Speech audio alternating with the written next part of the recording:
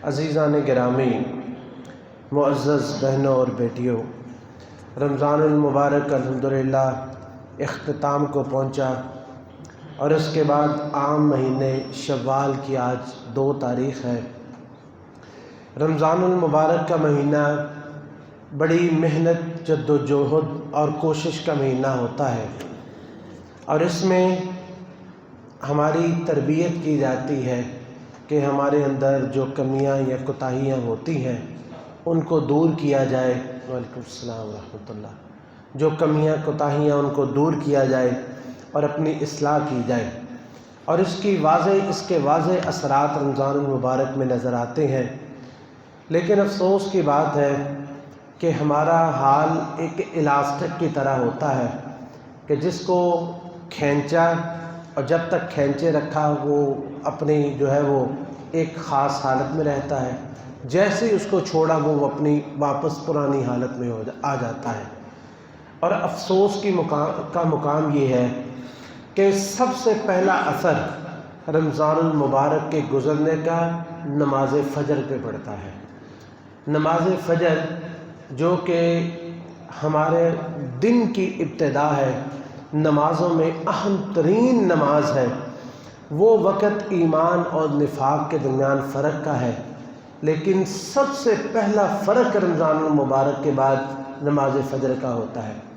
جس مسجد میں نماز پڑھتا ہوں، بلکہ ہر مسجد میں ہی یہی حالت ہے، میں نے اندازہ کیا کہ آج صرف 2 تاریخ تھی شوال کی، یعنی کل عید کا دن تھا، سارے لوگ جاگ رہے تھے، اور پرسوں رمضان کی آخری تاریخ تھی۔ صرف 2 دنوں میں تقریباً صرف 1/4 لوگ جو ہے وہ نماز میں موجود تھے، یعنی جسے کہتے 3/4، 3/4، یعنی 3 حصے لوگوں کے نماز فجر سے غائب تھے، صرف 1 حصہ موجود تھا۔ اور یہ مزید کم ہوتے ہوتے حالت یہ رہ جاتی ہے کہ 5واں حصہ صرف نمازیوں کا، یعنی جو نمازی ہیں ان کا صرف 5واں حصہ جو ہے وہ نماز فجر میں موجود ہوتا ہے، اور باقی نمازی کدھر جاتے ہیں؟ ان کے بستروں پر سوئے ہوئے ان کی نماز جو ہے وہ گزر جاتی ہے۔ وہ اگرچہ اٹھ کے پڑھ لیتے ہوں گے، ہم یہی امید رکھتے ہیں کہ وہ گئے نہیں کہیں، نماز پڑھتے ہوں گے، لیکن اٹھ کے وقت کو برباد کر کے، وقت ضائع کر کے نماز پڑھتے ہوں گے۔ لیکن یہ کتنا بڑا گناہ ہے اگر پورا رمضان 30 دن کی اتنی سخت تربیت کے بعد بھی ہم نماز فجر کے عادی نہیں ہوئے، تو سمجھیے کہ رمضان المبارک سے ہم نے سبق حاصل ہی نہیں کیا۔ ہم نے رمضان کو صرف ایک وقتی طور پر، وقتی ایک خوراک، جیسے کوئی پین کلر ہوتی ہے کہ جب تک اس کے اثرات ہیں باقی اور اس کے بعد وہ ختم، یہ کوئی ہمارا علاج نہیں ہوا۔ ایک وقتی طور پر ہمارے اندر ہنگامی طور پر ایک بلبلہ تھا ایمان کا، پیدا ہوا، اور اس کے بعد پھر دوبارہ جو ہے وہ اپنی واپس اسی حالت میں چلا گیا۔ تو آج کے خطبہ جمعۃ المبارک میں ہم نماز فجر کی اہمیت، نماز فجر باجماعت کی اہمیت جو ہے وہ بیان کریں گے، تاکہ اللہ تعالی ہمیں اس کی توفیق نصیب فرمائے اور ہم واپس جو ہے وہ دین کی طرف آئیں اور نماز کی پابندی کی طرف واپس آئیں۔ حضرات گرامی، نماز فجر باجماعت پڑھنا پوری رات قیام کرنے سے افضل ہے۔ ایک شخص اگر پوری رات قیام کرے اور نماز فجر جو ہے وہ باجماعت اس کی رہ جائے، تو اس سے بہتر یہ ہے کہ وہ رات بے شک سویا رہے، لیکن نماز فجر باجماعت ادا کرے، کیونکہ جو نماز فجر باجماعت ادا کرتا ہے اور عشاء بھی باجماعت ادا کرتا ہے، اللہ رب العزت ویسے ہی اسے ساری رات کے قیام کا اجر نصیب فرما دیتے ہیں۔ عثمان ابن عفان رضی اللہ تعالیٰ عنہ بیان کرتے ہیں کہ رسول اللہ صلی اللہ علیہ وسلم نے ارشاد فرمایا کہ من صلی العشاء فی جماعت فکأنما قام نصف اللیل، کہ جس شخص نے عشاء کی نماز باجماعت پڑھی وہ ایسے ہے جیسے اس نے آدھی رات قیام کیا ہو۔ ومن صلی الصبح فی جماعت فکأنما صلی اللیل کلہ، اور جس شخص نے عشاء کے ساتھ فجر کی نماز بھی باجماعت پڑھ لی، اللہ رب العزت اسے ویسے ہی پوری رات کے قیام کا اجر نصیب فرما دیتے ہیں۔ صحیح مسلم کی روایت ہے۔ اور اگر کوئی شخص یعنی رات ایسی مصروفیت، اس کی دینی مصروفیت بھی رہی ہو، جیسے ہمارے یہاں بعض دفعہ ہوتا ہے پوری پوری رات جلسے ہوتے ہیں اور نماز فجر رہ جاتی ہے، تو ایسی عبادت کا کوئی فائدہ نہیں۔ حضرت عمر بن الخطاب رضی اللہ تعالیٰ عنہ اپنے دور خلافت میں سلیمان بن ابی حثمہ ان کے بارے میں انہوں نے نماز فجر جو پڑھائی اور دیکھا کہ وہ موجود نہیں، بڑے زاہد و عابد تھے، تو انہوں نے دیکھا وہ نماز فجر میں نہیں ہے، بڑا ان کو حیرانگی ہوئی۔ تو نماز فجر کے بعد جا رہے تھے تو ان کی والدہ سلیمان بن ابی حثمہ ان کی والدہ کے ساتھ ملاقات ہو گئی۔ انہیں پوچھنے لگے جی آج سلیمان نماز فجر میں موجود نہیں تھے، تو کہتے ہیں جی کہ وہ نا ساری رات قیام کیا، انہوں نے ساری رات تہجد پڑھنے میں مصروف رہے، فجر کی نماز کا وقت ہوا تو ان کی آنکھ لگی، اس لیے نماز فجر ان کی باجماعت رہ گئی۔ تو حضرت عمر رضی اللہ تعالیٰ عنہ فرماتے لأن اشهد صلاة الصبح فی جماعت احب الی من ان اقوم لیلہ، کہ اگر کہ فجر کی نماز میں فرماتے ہیں کہ فجر کی نماز باجماعت پڑھنا مجھے ساری رات قیام سے زیادہ محبوب ہے، یعنی یہ اتنی زیادہ عام ہے، کیونکہ رات کا قیام فرض نہیں ہے، اگر کوئی کرتا ہے بلکہ کرنا چاہیے سب کو، لیکن اگر قیام کی وجہ سے کسی کی فجر کی نماز رہ جائے تو اس کو چاہیے کہ اپنے قیام میں کمی بیشی کر لے، لیکن فجر کی نماز جو ہے وہ باجماعت نہیں رہنی چاہیے۔ اور دوسری بات کہ جو شخص فجر کی نماز باجماعت پڑھتا ہے وہ شخص اللہ رب العزت کی حفاظت میں چلا جاتا ہے۔ یہ کتنا بڑا اس کے لیے اعزاز ہے کہ نبی علیہ الصلوۃ والسلام نے ارشاد فرمایا کہ من صلی الصبح فی جماعت فہو فی ذمۃ اللہ، جو فجر کی نماز باجماعت پڑھتا ہے وہ اللہ تعالیٰ کے ذمہ میں چلا جاتا ہے۔ اب اس کی حفاظت کرنا، اس کے حقوق کا خیال رکھنا، تمام معاملات وہ اللہ تعالیٰ اپنے ذمہ لے لیتے ہیں۔ اور اگر کوئی شخص ایسا ہوا کہ اس نے فجر کی نماز باجماعت پڑھی ہو اور پھر دن میں اس شخص پر کوئی زیادتی کرے، اس پر کوئی ظلم کرے یا اس کو کوئی قتل کر دے یا اس کا کوئی مال چھین لے، تو روز قیامت اس شخص سے پہلے اللہ تعالیٰ اس شخص کے مدعی بن جائیں گے۔ نبی علیہ الصلوۃ والسلام نے فرمایا کہ فلا یطلبنکم اللہ من ذمتہ، کہ جو شخص فجر کی نماز باجماعت پڑھتا ہے اب وہ اللہ کے ذمہ میں ہے، کل یہ نہ ہو کہ اللہ تعالیٰ اپنی ذمہ داری کا سوال تم سے کرے کہ یہ شخص اس نے تو فجر کی نماز باجماعت پڑھی تھی، اب وہ میری حفاظت میں تھا تو کسی نے اس پر ظلم اور زیادتی کیوں کی ہے۔ اور پھر نبی علیہ السلام نے فرمایا فَإِنَّهُ مَن يَطْلُبُهُ مِن ذِمَّتِهِ بِشَيْءٍ يُدْرِكُهُ ثُمَّ يَكُبُّهُ عَلَى وَجْهِهِ فِي نَارِ جَهَنَّمَ، کہ جس شخص کو اللہ نے اپنی ذمہ داری کے بارے میں اس سے سوال کر لیا کہ یہ شخص تو میرے ذمہ تھا، اس پر تو نے ظلم کیا، زیادتی کی، اس کو کا مال چھینا یا اس کو قتل کیا، تو جس کو اللہ نے ذمہ داری اپنے ذمے سے طلب کر لیا، ایک تو اللہ تعالیٰ اس کو چھوڑے گا نہیں اور دوسرا اللہ تعالیٰ ایسے شخص کو جہنم کے میں الٹے منہ پھینک دے گا۔ یہ صحیح مسلم کی روایت ہے کہ نماز فجر پڑھنے والے کے لیے، باجماعت پڑھنے والے کے لیے اس سے بڑا اعزاز اور کون سا ہو سکتا ہے کہ وہ نماز فجر باجماعت پڑھنے کے بعد اللہ کے ذمہ میں چلا جاتا ہے، وہ اللہ کی حفاظت میں چلا جاتا ہے۔ عزیزان گرامی، نماز فجر پڑھنے والے کے لیے اس سے ایک بہت بڑا اعزاز یہ ہے کہ وہ ان فرشتوں کے ساتھ شامل ہو جاتا ہے جو فرشتے نماز فجر میں جن کا اجتماع ہوتا ہے۔ نبی کریم صلی اللہ علیہ وسلم نے ارشاد فرمایا قرآن کریم کی اس آیت، یہ جو آیت ہے نا کہ اقم الصلاۃ لدلوک الشمس الی غسق اللیل وقرآن الفجر ان قرآن الفجر کان مشہودا، اللہ تعالیٰ فرماتے ہیں کہ نماز پڑھیے لدلوک الشمس الی غسق اللیل، صبح سے لے کے رات تک، اور فجر کے قرآن کا خصوصی اہتمام کیجیے، کیونکہ جو فجر کے وقت قرآن پڑھا جاتا ہے اس وقت کچھ لوگ حاضر ہوتے ہیں اور وہ قرآن الفجر کان مشہودا، اس کی تفسیر نبی علیہ الصلوۃ والسلام نے ارشاد فرمائی، صحیح بخاری کی روایت ہے۔ ابو ہریرہ رضی اللہ تعالیٰ عنہ اس کے راوی ہیں کہ نبی علیہ الصلوۃ والسلام فرماتے ہیں کہ یتعاقبون فیکم ملائکۃ باللیل و ملائکۃ بالنہار، کہ اللہ کی طرف سے کچھ فرشتے رات کو آتے ہیں، کچھ دن کو آتے ہیں۔ وَيَجْتَمِعُونَ فِي صَلَاةِ الْعَصْرِ وَصَلَاةِ الْفَجْرِ، اور دو جگہوں پر ان کا اجتماع ہوتا ہے، ایک فجر کی نماز میں اور ایک عصر کی نماز میں، عصر کی نماز اور فجر کی نماز میں. اور پھر یہ فرشتے جو ہیں ثم یعرج الذین باتوا فیکم، پھر جو فجر کی نماز میں جب ان کا اجتماع ہوتا ہے نا، تو اور عصر کے بعد عصر کی نماز میں اجتماع ان کا ہوتا ہے، اکٹھے ہو جاتے ہیں فرشتے. پھر اس کے بعد یہ اللہ کے پاس جاتے ہیں تو اللہ تعالیٰ پوچھتے ہیں کہ کیف ترکتم عبادی، کہ میرے بندے کیا کر رہے تھے. حدیث میں ہے کہ وَهُوَ أَعْلَمُ بِهِمْ، اللہ کو زیادہ پتہ ہے کہ بندے کیا کر رہے تھے. لیکن اللہ تعالیٰ اپنے ان بندوں کا ذکر خیر فرمانا چاہتے ہیں اور فرشتوں کو بتانا چاہتے ہیں کہ یہ میرے بندے دیکھو یہ کیسے جو ہے وہ میرے فرما بردار ہیں. فرشتے کہیں گے کہ یا اللہ جب ہم گئے تھے تو وہ نماز پڑھ رہے تھے، ہم آئے تو پھر بھی وہ نماز پڑھ رہے تھے.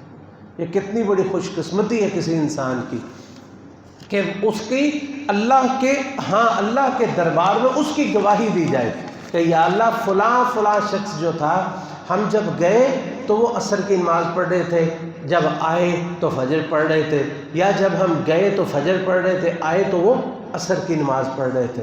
اور دیکھیں کہ فرشتوں کے ساتھ کسی شخص کی حاضری ہو اور فرشتے جس اجتماع میں رکتے ہوں کہ حالانکہ ان کی ڈیوٹی ختم، لیکن کیا ڈیوٹی کہ دوسرے آگے ہیں یہ واپس جانے والے ہیں، لیکن وہ فجر کی نماز میں رک جاتے ہیں کہ اللہ کا قرآن یہاں سے سن کے جائیں گے. یہ بھی اللہ نے ان کے ذمہ لگایا کہ قرآن سن کے تم نے آنا ہے، اور وہ قرآن سن کے آتے ہیں اور جو باقی سننے والے موجود ہوتے ہیں وہ ان کی بھی گواہی دیتے ہیں. یہ کتنے بڑے اعزاز کی بات ہے.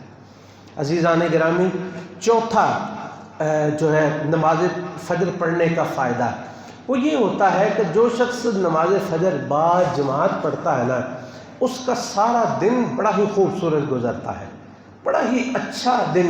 اس سے بڑی اور کون سی خوبصورتی کی بات ہے کہ جس کے دن کی ابتدا اللہ کی فرما برداری کے ساتھ ہو اور اللہ کے سامنے سجدہ ریز ہونے کے ساتھ اس کے دن کی ابتدا ہو.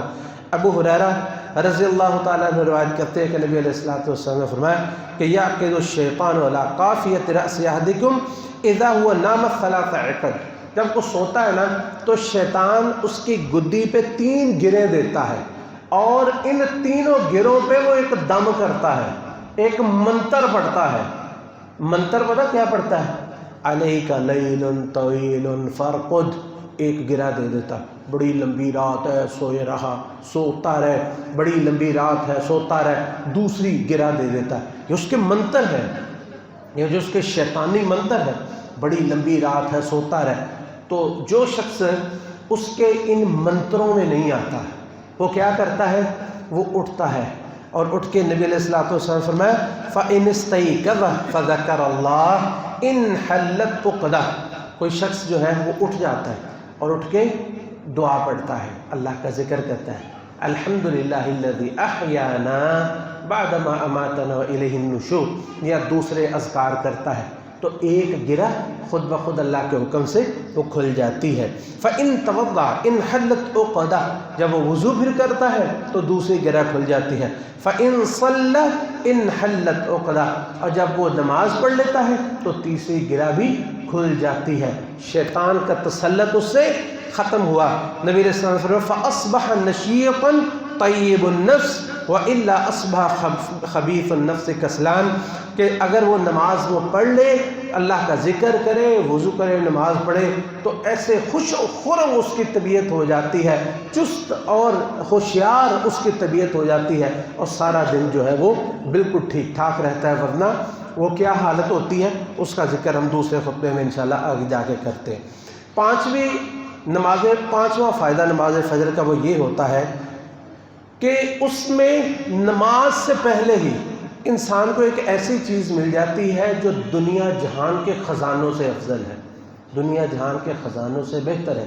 نبی کریم صلی اللہ علیہ وسلم نے ارشاد فرمایا رکعتا الفجر خیر من الدنیا وما فیہا، کہ فجر کی جو 2 سنتیں ہیں، فجر کی نماز سے پہلے جو 2 سنتیں ہیں وہ دنیا جہان کے خزانوں سے افضل ہے.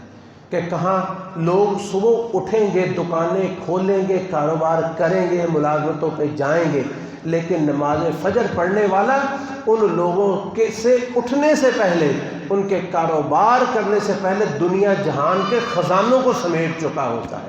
رکعتا الدنیا خیر من الدنیا وما فیہا، اور دوسری روایت میں آپ نے فرمایا لہما احب الی من الدنیا جمیعا، کہ یہ جو دو رکعتیں ہیں مجھے دنیا جہان کے سارے خزانوں سے زیادہ محبوب ہے۔ یہ فجر کی دو سنتیں، یعنی فجر ابھی بعد میں ہے، جو دو سنتیں پہلے ادا کر لے تو اگر سنتوں کو آپ نے دنیا جہان کے خزانوں سے افضل قرار دیا ہے تو ان فرضوں کی کیا اہمیت ہوگی۔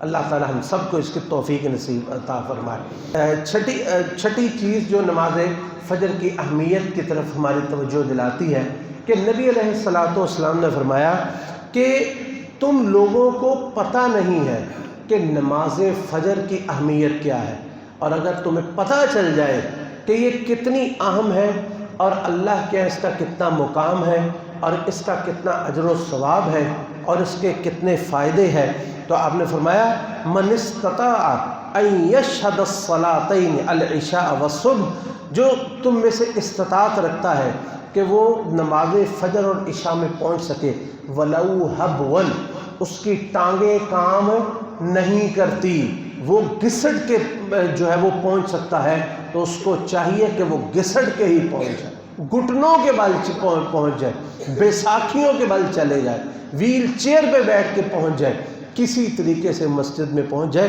اگر اسے پتہ چل جائے کہ اس کا اجر اور ثواب کتنا ہے تو وہ شخص جو ہے وہ اجر و ثواب جس کو اس کا علم ہو جائے تو وہ گھسٹ کے بھی وہاں پہ ضرور پہنچے گا۔ ساتویں چیز جو نماز فجر کی اہمیت واضح کرتی ہے کہ نبی علیہ الصلوۃ والسلام نے فرمایا کہ بشر المشائین فی الظلم الی المساجد بالنور التام یوم القیامہ، کہ جو لوگ اندھیرے میں، یعنی نماز فجر یا عشاء دونوں نمازیں یہ اندھیرے میں ہوتی ہیں، جو لوگ اندھیرے میں نماز پڑھنے کے لیے جاتے ہیں ان کو بتا دیجئے کہ روز قیامت اللہ تعالیٰ انہیں مکمل نور عطا فرما دے گا۔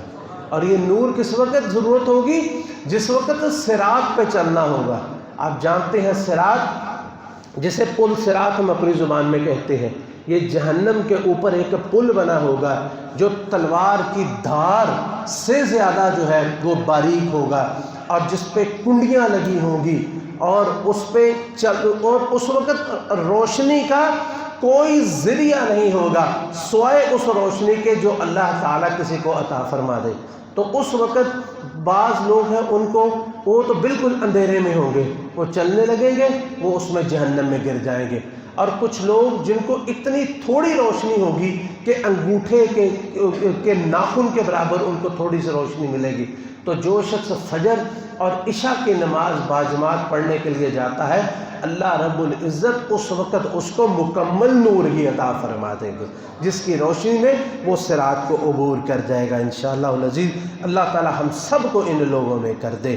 آٹھویں چیز جو نماز فجر کی اہمیت کو واضح کرتی ہے کہ صرف صراط سے ہی نہیں گزرنا بلکہ اللہ کی طرف سے اس کے لیے جنت کی بھی خوشخبری ہے کہ جو شخص ان دو نمازوں کا خصوصی طور پر اہتمام کرتا ہے۔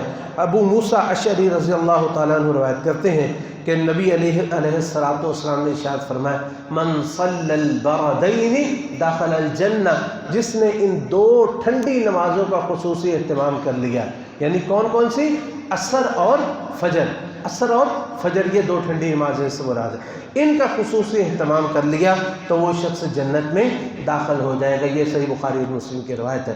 لیکن یہاں پہ ایک اور پریشانی سی بن جاتی ہے کبھی کبھی، وہ یہ ہوتا ہے کہ بہت سارے لوگ ایسے ہیں جو جہنم میں جائیں گے اور جہنم کے بعد ان کو جنت میں بھیجا جائے گا، تو کیا ایسا شخص جو نماز پڑھنے والا وہ جہنم میں چلے جائے اور جہنم میں جلنے کے بعد سال ہر سال پھر جنت میں جائے؟ پریشانی تو پیدا ہو گئی ہے نا۔ لیکن جو فجر اور عشاء کا خاص طور پر اہتمام کرتا ہے اللہ تعالیٰ اس کی یہ پریشانی بھی دور فرما دیتے ہیں۔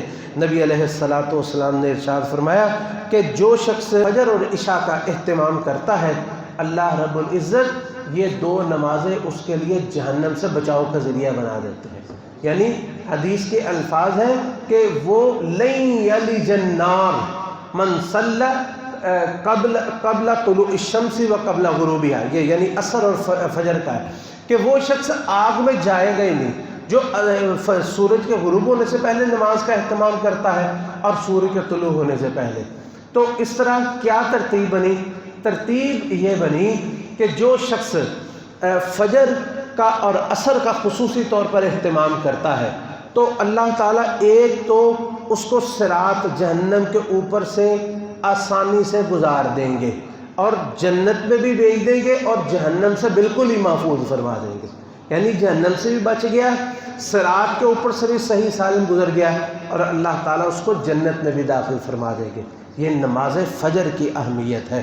اور 10ویں چیز جو ہم بیان کرنا چاہتے ہیں، اس کے اور بھی کافی فضائل ہیں لیکن وقت کے اختصار کی وجہ سے، مختصر ہونے کی وجہ سے یہ اس میں صرف ترغیب کے لیے صرف 10 چیزیں بیان ہم کر رہے ہیں۔ 10ویں چیز یہ ہے کہ جنت میں داخلے کے بعد ایک اور بڑی نعمت ہوگی جو جنت میں داخلے سے بھی بڑی ہوگی۔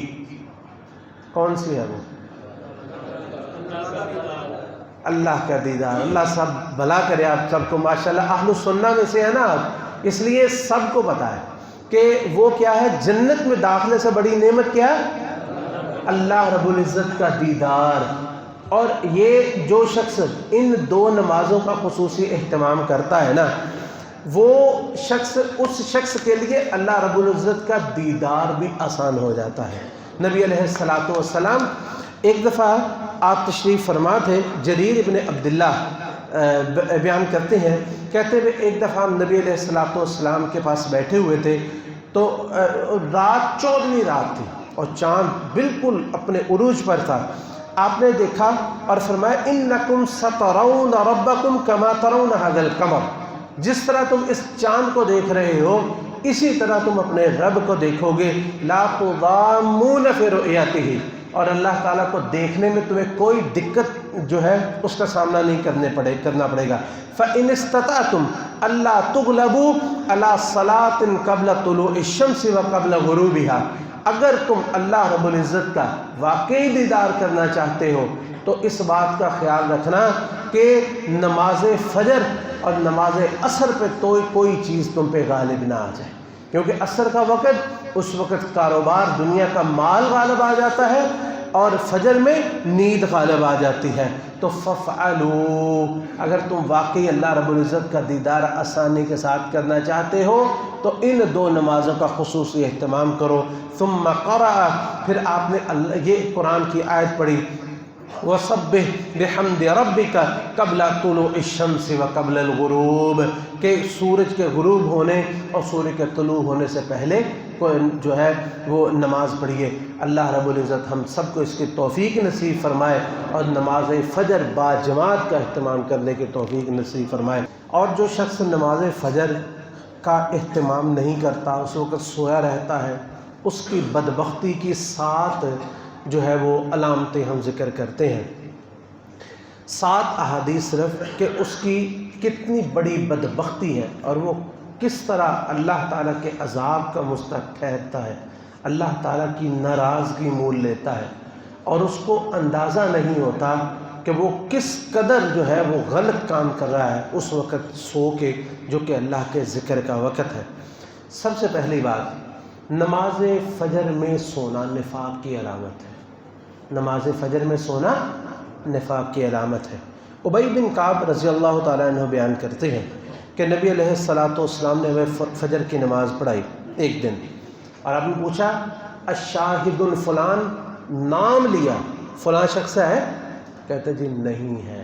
پھر آپ نے پوچھا الشاہد الفلان، فلاں ہے؟ کہتے ہیں نہیں ہے۔ تو پھر آپ نے کیا فرمایا؟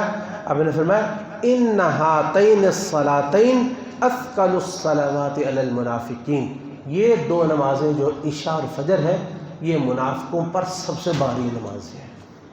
اس کا کیا مطلب ہے کہ جو منافق ہے وہ ظہر بھی پڑھ لیتا ہے، عصر بھی پڑھ لیتا ہے، مغرب بھی پڑھ لیتا ہے، مسلمانوں کے سامنے مل کے ان کے ساتھ نمازیں پڑھی جا رہا ہے، تو اس پہ پردہ رہتا ہے، اور نماز فجر جو ہے یہ اس کے نفاق سے پردہ اتار دیتی ہے، یہ اس کے نفاق سے پردہ اتار دیتی ہے۔ اس لیے کسی نا ایسے ایک بات ہوتی ہے، بعض دفعہ حکمت کی بات ہوتی ہے، یعنی کوئی اس کا کوئی حدیث میں قرآن میں، ایک بندہ کہتا ہے یار اس نے کسی سمجھدار آدمی سے پوچھا کہ یہ جو فجر کا وقت ہے اس میں اتنا سکون کیوں ہوتا ہے، اطمینان، سکون، فضا صاف ستھری ہوتی ہے؟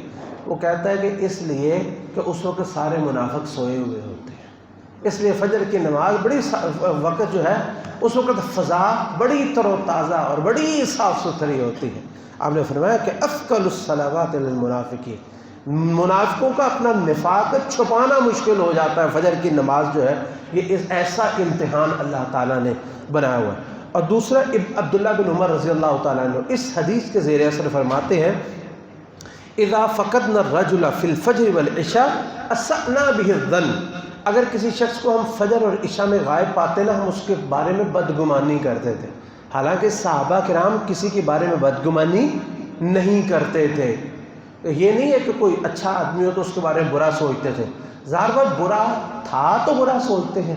اب ایک بندہ فجر کے، نبی علیہ السلام فرماتے ہیں کہ فجر کی نماز سونا نفاق کی علامت ہے، تو صحابہ کیوں نہ پھر اس کو نفاق کی علامت سمجھے؟ سمجھنا چاہیے کہ نہیں صحابہ کو؟ اور ہمیں بھی سمجھنا چاہیے کہ نہیں؟ اپنے بارے میں ہمیں غور و فکر کرنا چاہیے کہ نہیں؟ ہم پتہ کیا سمجھتے ہیں؟ ہم سمجھتے ہیں ہم تو ایسے پکے ٹھکے مسلمان ہیں، جنت تو ہے ہی ہماری۔ لیکن صحابہ کرام کس طرح یقین کریں کہ اگر آپ ان کی زندگی کا مطالعہ کریں کہ اتنے اعلیٰ درجے کے، اعلیٰ پائے کے صحابہ، حضرت عمر ابن الخطاب جیسے، جنہیں نبی علیہ السلام نے بارہا نام لے کے کہا عمر فی الجنہ، عمر جنت میں ہے، عمر کا دروازہ کھولیے، اس کو جنت کی خوشخبری دیجئے، عمر میں تو تیرا جنت میں محل بھی دیکھ چکا ہوں۔ حذیفہ بن یمان رضی اللہ تعالیٰ کو کہتے ہیں حذیفہ، اللہ کے نبی علیہ السلام نے تجھے منافقوں کے نام بتائے تھے، بتا کہیں میرا نام تو ان میں نہیں ہے؟ حذیفہ فرماتے ہیں کہ سیدی آپ کو بتا رہا ہوں، لیکن آپ کے بعد میں کسی کو اس کا جواب نہیں دوں گا، آپ کا نام ان میں نہیں ہے۔ یہ ایسے صحابہ جنہوں نے بارہا جنت میں جنت کا نام لے کے نبی علیہ السلام نے جن کے بارے میں کہا، وہ نفاق سے ڈرتے ہیں۔ اور ہم سمجھتے ہیں ہم نماز نہ بھی پڑھیں، فجر کی نماز میں سوئے بھی رہیں، ہم تو منافق ہو ہی نہیں سکتے۔ یہ نفاق کی بہت بڑی علامت ہے۔ دوسرا، نماز فجر پڑھنے والا، اس کے ساتھ نماز فجر میں سویا رہنے والا، چھوڑنے والا نہیں، نماز فجر میں سویا رہنے والا اور بعد میں اٹھ کے پڑھنے والا۔ نبی علیہ السلام نے، صحیح بخاری کی روایت ہے، لمبی حدیث ہے، آپ نے فرمایا میں نے ایک خواب دیکھا، مجھے 2 فرشتے کہیں لے گئے، اور آپ نے لمبا ایک واقعہ بیان فرمایا۔ آپ نے فرمایا میں نے ایک شخص کو دیکھا کہ اس کو الٹا کر کے لٹکایا ہوا ہے، اور اس کے سر میں ایک بندہ بڑا سا پتھر لے کے کھڑا ہے۔ وہ کیا کرتا ہے؟ پوری قوت سے پتھر اس کے سر پہ مارتا ہے، اور اس کا سر جو ہے وہ کچل دیتا ہے، اور اس کا سر ریزہ ریزہ ہو جاتا ہے، اور پتھر دور جا گرتا ہے۔ وہ شخص پتھر اٹھانے کے لیے جاتا ہے تو اس کا سر اللہ تعالیٰ پھر جوڑ دیتا ہے، وہ پھر اس کے سر پہ پتھر مارتا ہے، اور پھر جو ہے وہ ریزہ ریزہ ہو جاتا ہے، اور پتھر دور جا گرتا ہے۔ بعد میں آپ کو بتایا گیا کہ یہ کون سا شخص ہے؟ نے فرمایا، نبی علیہ السلام کو یہ بتایا گیا کہ یہ وہ شخص ہے جس کو قرآن کا بھی علم تھا، لیکن اس کے باوجود، قرآن کے علم کے باوجود، یہ شخص فجر کی نماز میں سویا رہتا تھا، نماز میں سویا رہتا تھا، اور تا قیامت فیصلہ ہونے تک یہ سزا اسے پہلے ہی ملے گی، اور فیصلہ ہونے کے بعد اس کو کیا سزا ملے گی یہ اللہ ہی بہتر جانتا ہے۔ یہ صحیح بخاری کی روایت ہے۔ اور تیسری بدبختی نماز فجر کے وقت سوئے رہنے والے کی وہ یہ ہے کہ نبی علیہ السلام جیسا رحیم و کریم انسان، جو کہ عبداللہ بن ابی جیسے منافق کی نماز جنازہ 71 دفعہ پڑھنے کے لیے تیار تھے کہ اللہ تعالیٰ کہیں اسے بخش دے، آپ نماز فجر کے وقت میں سوئے رہنے والے سے اتنا ناراض اور اتنے غصے میں، آپ فرماتے ہیں کہ میرا دل کرتا ہے کہ نماز کا وقت ہو، میں کسی کو کہوں تم نماز پڑھاؤ، اور پھر جو گھر میں سوئے ہوئے ہوں ان کے گھروں میں آگ لگا کے ان کو زندہ اندر نہ جلا دیں۔ اندازہ کریں، یعنی اتنی ناراضگی نبی علیہ السلام کی۔ آپ کتنے شفیق تھے، کتنے رحیم و کریم تھے کہ بالمؤمنین رؤوف الرحیم تھے، لیکن نماز فجر کے وقت میں سوئے رہنے والے سے نبی علیہ السلام اتنے ناراض۔ اور پھر ایسا شخص جو ہے وہ شیطان کا واش روم ہوتا ہے، شیطان کا واش روم، نبی علیہ الصلوۃ والسلام سے پوری ذکر کیا گیا کہ ایک شخص سویا رہتا ہے اور جناب وہ صبح اٹھتا ہے تو نماز اس نے نہیں پڑھی ہوتی، نہیں نماز کے وقت میں بھی سویا ہوتا ہے. نبی علیہ الصلوۃ والسلام نے فرمایا، صحیح بخاری کی یہ بھی روایت ہے کہ ذاک رجل بال الشیطان فی اذنیہ، یہ وہ بدبخت انسان ہے کہ شیطان اس کے کانوں میں پیشاب کر جاتا ہے، اور حقیقی طور میں پیشاب کرتا ہے. پیشاب تو کسی نیک پاک انسان کا بھی نجس ہے، چہ جائے کہ وہ شیطان کا پیشاب، شیطان اس کے کانوں میں پیشاب کر دیتا ہے. اور ایسا شخص جو نماز فجر نہیں پڑھتا، سارا دن ہم اپنی زبان میں کہتے ہیں نیستی اس پہ چھائی رہتی ہے. نبی علیہ الصلوۃ والسلام نے فرمایا جو نماز فجر نہیں پڑھتا فاصبح خبیث النفس کسلان، بدبخت کی بری طبیعت سارے دن رہتی ہے اور سارا دن اس شخص پر نیستی چھائی رہتی ہے، سستی اس کے اوپر چھائی رہتی ہے، اور اس کی طبیعت جو ہے وہ سارا دن آوازار اور پریشان رہتی ہے. اور ایک دفعہ اندازہ کریں، نبی علیہ الصلوۃ والسلام ایک جگہ پہ آپ نے رات گزاری تو سوئے رہ گئے، بلال بھی سوئے رہ گئے. نبی علیہ الصلوۃ والسلام تو صبح سورج کی روشنی نکلی تو آپ اٹھے، آپ گھبرائے، اور پھر آپ نے آپ نماز کو جب لیٹ ہوگی تو لیٹ تو نہیں کرتے تھے، نماز رہ گئی فوراً پڑھنا تھی، لیکن آپ نے فرمایا کہ یہ وہ جگہ ہے جہاں شیطان ہمارے ساتھ ٹھہرا تھا، نکلو یہاں سے فوری طور پہ. اب وہاں سے اٹھے اور آگے جا کے آپ نے نماز پڑھی. وہاں آپ نے 1 منٹ رکنا گوارا نہیں کیا. جس جگہ پہ غلطی سے نماز فجر ایک دن آپ کی رہ گئی، اور میرے بھائیوں اس گھر میں شیطان کا کتنا بڑا ڈیرا ہے جس گھر میں روزانہ فجر کی نماز کے وقت لوگ سوئے ہوئے ہوتے. اس سے بڑی بدبختی اور کیا. آپ نے ایک دفعہ نماز فجر جہاں پہ رہ گئی تھی، آپ کی لیٹ ہو گئی تھی، آپ نے وہاں پہ ایک لمحہ کے لیے بھی رکنا گوارا نہیں کیا. اور ہمارے گھروں میں، ہمارے بستروں میں آپ کہتے ہیں جی گھروں میں برکت نہیں ہے، پریشانیاں یہ وہ، بھی وہاں پہ شیطان کا ڈیرا ہر وقت جو ہے وہ ہم نے اپنے گھروں میں لگایا ہوتا ہے. تو اللہ تعالی ہم سب کو محفوظ فرمائے اور ان لوگوں سے نہ کرے جن کے بارے میں قرآن مجید میں اللہ تعالیٰ سورہ مریم میں فرمایا فخلف من بعدهم خلف اضاعوا الصلاة واتبعوا الشهوات فسوف يلقون غیا. یہ میرے انبیاء تھے، لیکن انبیاء کے بعد ایسے لوگ ہوئے کہ ایسے لوگ ان کے جو ہے وہ وارث بنے کہ جن لوگوں نے نمازوں کو ضائع کر دیا. اس کا نتیجہ کیا نکلا؟ واتبعوا الشہوات، کہ وہ اپنی شہوات، اپنی من چاہے کام کرنے لگ گئے، اپنی شہوتوں کے پیچھے لگ گئے. فسوف یلقون غیا، ایسے ہی لوگ عنقریب غی نامی وادی میں جائیں گے. ابن کثیر رحمۃ اللہ علیہ فرماتے ہیں کہ اضاع الصلاۃ سے کیا مراد ہے؟ نماز ضائع کرنے سے مراد یہ ہے کہ اس کے بعد ایسے لوگ نہیں کہ جو نماز نہیں پڑھتے، بلکہ یہ وہ لوگ ہیں جو نماز پڑھتے ہیں لیکن اس کے وقت سے تاخیر کر کے پڑھتے ہیں. اللہ تعالیٰ میں اس سے محفوظ فرمائے. اور فرماتے غی نامی وہ وادی ہے، یہ وہ وادی ہے جس میں جہنمیوں کی پیپ اور ان کا خون دوڑے گا. تو ایسے نماز کو ضائع کرنے والے جو لوگ ہیں ان کو اس وادی میں پھینکا جائے گا. اللہ رب العزت ہم سب کو اس سے محفوظ فرمائے. جس طرح فجر میں، جس طرح رمضان المبارک میں ہم نے نماز فجر اور دوسری نمازوں کا اہتمام کیا، اللہ تعالی ہمیں اسی طرح اور بلکہ اس سے بڑھ کے جس کی کمیاں کوتاہیاں رہ گئی ہیں رمضان میں، اللہ تعالی ہمیں وہ بھی پوری کرنے کی توفیق نصیب فرمائے. ہمیں نمازی بنائے، ہمارے بچوں کو، ہمارے گھر والوں کو. رب اجعلنی مقیم الصلاۃ ومن ذریتی ربنا وتقبل دعاء ربنا اغفر لی ولوالدی وللمؤمنین یوم یقوم الحساب. اللهم صل على محمد وعلى ال محمد كما صليت على ابراهيم وعلى ال ابراهيم انك حميد مجيد. اللهم بارك على محمد وعلى ال محمد كما باركت على ابراهيم وعلى ال ابراهيم انك حميد مجيد.